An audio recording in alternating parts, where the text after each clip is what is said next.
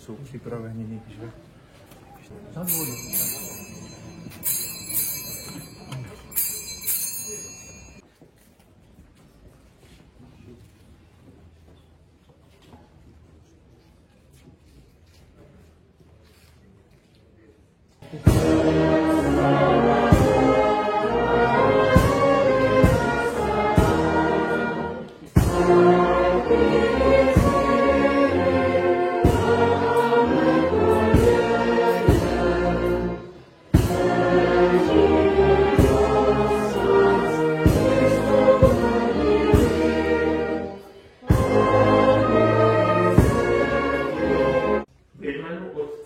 I Syna, i Ducha Svatého.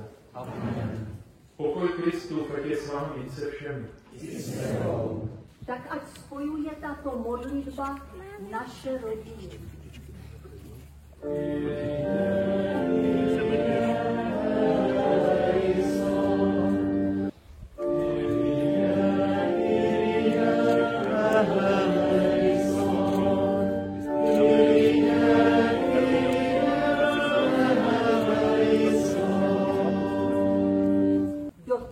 Království. Děkujeme za přinesení červených.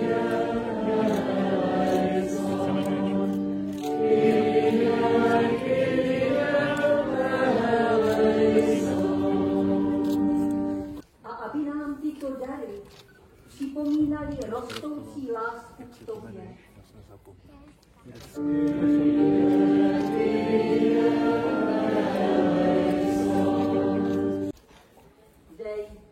Ať nezapomínáme na společnou modlitbu za ně, aby mohli dojít k plné lidské a křesťanské zralosti. Pomáhají k životu věčnému. A jsou to ženy, které z plodů země vytvářejí pokrmy. Panno Maria, vzore našich žen a maminek, proto prosíme, ať nás tento nápoj, proměněný v krev Božího Syna, posílí na cestě za tebou.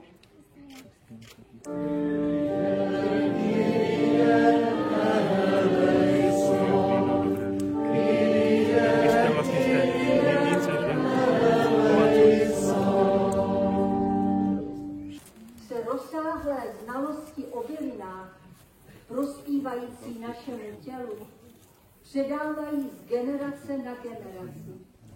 Arcibiskupa Josefa Nuzíka.